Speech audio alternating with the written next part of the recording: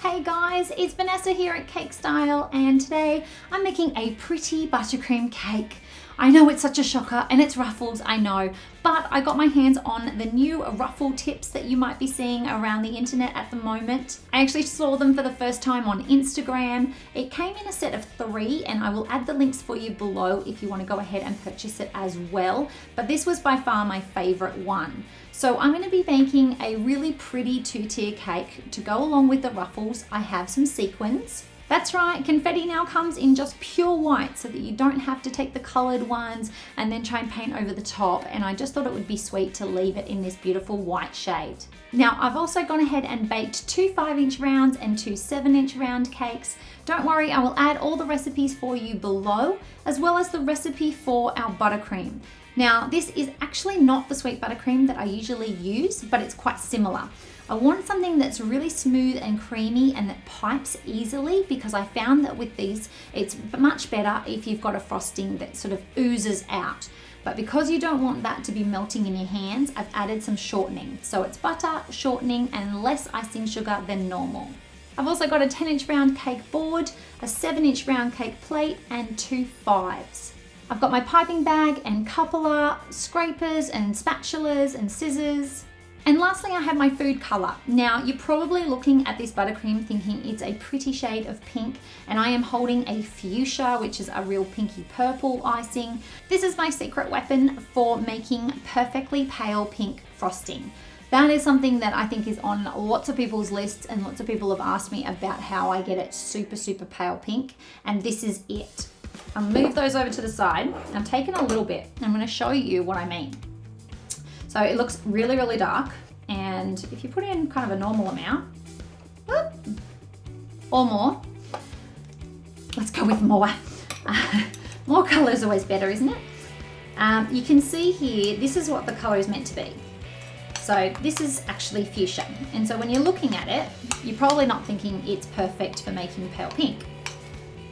But if you just add a little bit in and give it a good mix up, and what I find is that the yellow in the buttercream, even though this isn't very yellow because it's got half shortening, it does have a yellowy base. So when you add in a pink that's really purpley, it kind of cancels itself out and you end up with a sweet, sweet pink shade.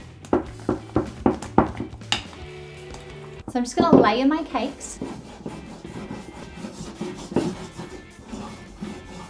All right, so I'm gonna start with this pretty pink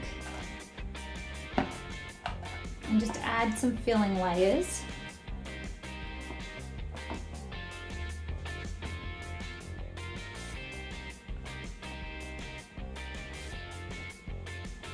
Okay, now we're going to go ahead and chill these in the fridge for about 10 to 15 minutes.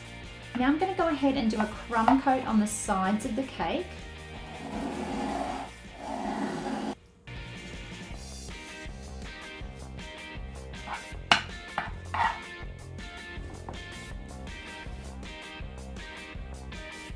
Now the next step in this is just to do the top of our bottom tier.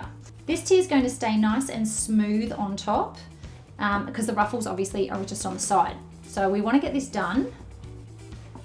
So you want to make sure it goes over the sides and just make that as smooth as you can. And then what you want to do is just blunt it down.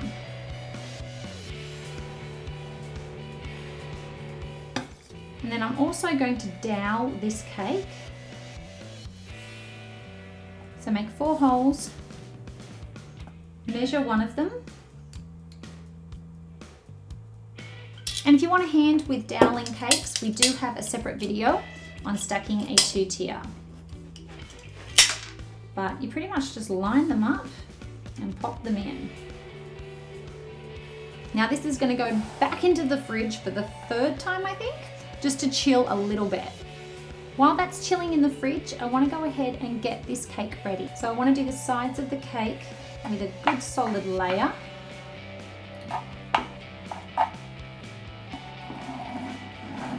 And then scrape it back. Now you want this to be fairly smooth. I know it kind of seems like you're going to be throwing confetti all over it anyway, But to be honest, if you do have little divots in and stuff, you can kind of tell. So go a little bit more perfect and you'll be much happier with the result. Now, I put a little bit of frosting and put down my board. Now I'm going to take my pearls. You want to have a fairly thick coating, and then all you need to do is grab your cake and just roll it around. Push it into the center again. And you just want to keep rolling it. You want to make sure your buttercream, it can be a crusting buttercream, but you need to make sure you do this right away, because otherwise nothing's going to stick. And I just want to butt it up to the board here. Give it a little shake. Pop it back on your turntable and then fry that up. Add some more buttercream to the top, and then I dump a whole pile on. And with these bigger ones, they don't tend to move quite as much. If you're doing it with sprinkles and you dump this down, it goes like everywhere. Then I'm going to pop this entire thing into the fridge just to let this chill up for a bit. Since my other turntable is in the fridge at the moment, I'm going to go ahead and just use my tilting turntable.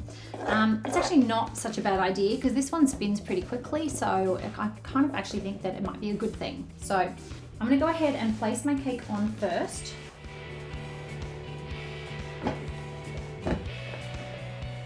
Okay, we are finally on to the fun stuff, which is using our tip. I have tested this out a few times first, had a bit of a play around. The one thing to be really careful of is to make sure that your disposable piping bag doesn't look like that. It's really key to make sure that it's down just a little bit lower, just like this, because otherwise if you put this over and if there's any bag poking up right here, then it will affect the ruffle, and the bottom of the ruffle will basically be chopped off, and it will kind of do it in a weird way. It happened the second time that I was practicing. I just didn't even think about it and did it, and I was like, why is my ruffle looking really ugly on the bottom? And it was because it was getting a bit blocked and it was the piping bag. So there you go, quick little tip for you when you're using these. So I want to add some of our buttercream. And basically, this is the angle that I want to pipe at. I need it to be coming out and resting against the cake just like this.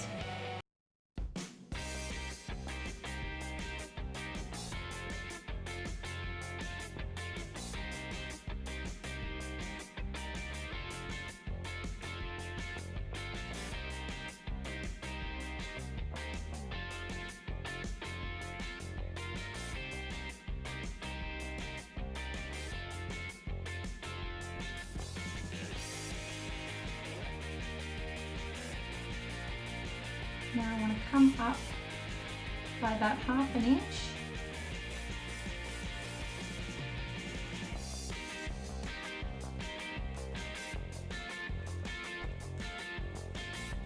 And just break that off.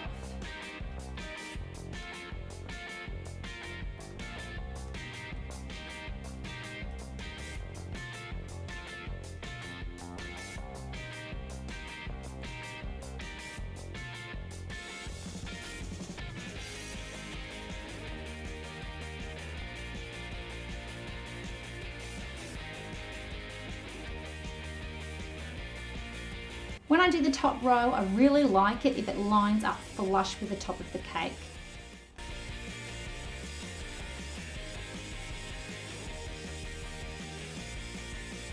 And now I just want to attach the top tier. And I just pick up the cake and pop that on top. And there you go, guys. We have another buttercream ruffle cake done a totally different way. I have a lot of fun with these cool tips. Thank you for watching. If you like videos like this, remember to give us a thumbs up. Subscribe to the channel if you love seeing buttercream cakes, or kind of any cakes, because I always have different ones popping up from time to time. They all happen on Tuesdays. Thank you so much, guys, and I will see you next week.